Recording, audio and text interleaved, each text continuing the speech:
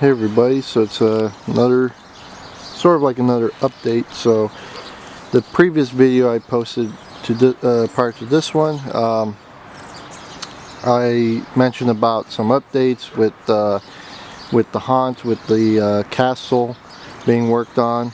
But I forgot to mention was so with the vampire room basically being repositioned to this side of the castle, what's going to happen with the vampire room now.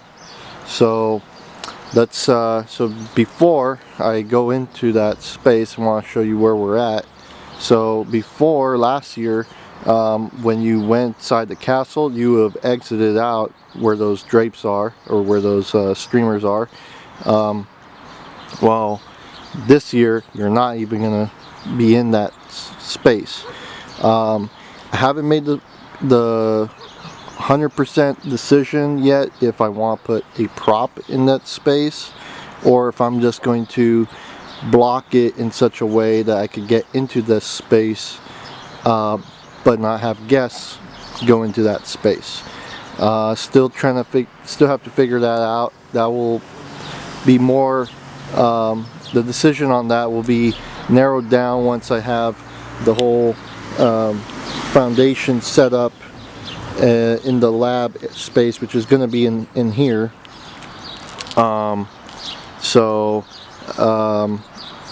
let's get into this. So what this space is actually going to be used now for is it's going to be well called the power room. So there's a squirrel up there. Yeah, it's annoying. They like to run across the facade, believe it or not, and that's why I had to spray foam between the exterior wall of the castle, because their weight running up and down the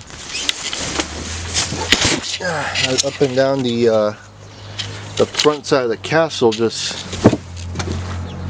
just not good. So it's stronger now, so it should handle the weight of excuse the noise of a truck passing by. So this is the pop-up vampire. So I haven't moved him yet, but you can see how he's actually mounted onto this. It's like a kid's puppet, like a kid's puppet show piece. When I mounted him there, it was basically because I needed something to mount him, to raise him up higher, and then that piece just fit the space perfectly, and it worked very good. Am I still going to use it? Maybe this year I'll keep it, and then next year I'll scrap that piece and make a new frame just specifically for him. I still need to paint his hands, even though at night with the lights you can't tell. I want to match his hands with his face. So this is the Count Vladimir pop-up vampire prop, and so he still has some work that needs to be done. But basically, right here, I'm gonna have all my lighting, even this prop, anything that has to plug into a socket is going to go here. And the great thing about having it in this space and not having it anywhere else is, one, it doesn't get wet over here. Number two, it's easier to access any electronic things I need to access from this location than it would be to place it anywhere else. And then number three, it's just more it's just more hidden in this spot. Now I will have a curtain covering that space, so that way no one could see when they're on that side of the room. They cannot see in.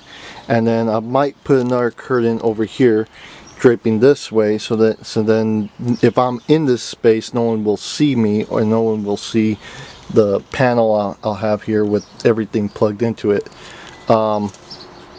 Basically it's just like an extension cord with a bunch of things that are going to be plugged into it. So that's basically what it's going to look like. It's just going to be mounted, possibly just mounted on the wall, or I'm going to put a shelf. I have to figure that out.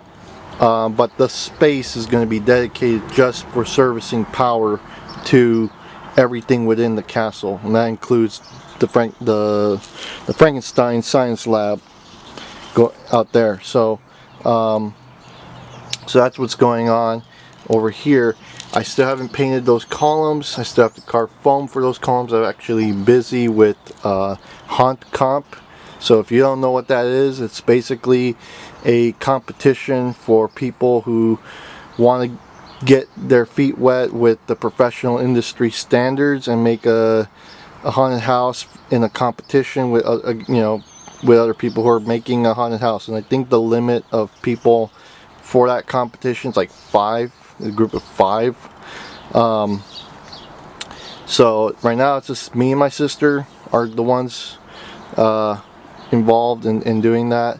But yes, so I'm doing that. I have other projects, including volunteering at the Burbank Tournament of Roses. So it's so many things going on. It's you can't do everything all at one time. You have to kind of stage everything, stagger things out. That strobe light is going to be moved. So many things are going to be moved. But see, this is actually a folding door, and I just liked how the color of it and the wear on it. So I took and I just mounted it to cover this space here, and the fact that it folds, makes it flexible. So I was able to shove that Grim Reaper statue behind this and fit it into the space. Now this prop here, I don't 100% know yet where he's going to go this year.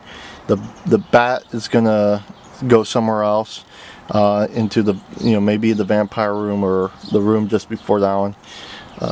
But he's still up in debate. He is coming apart, unfortunately, because he's very old.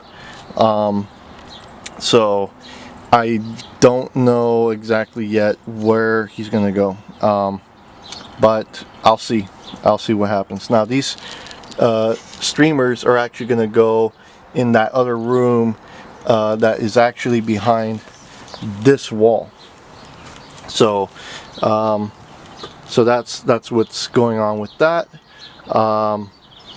So yeah, so that's pretty much what I forgot to share in the previous video, as an update. So yeah, stay tuned for more updates.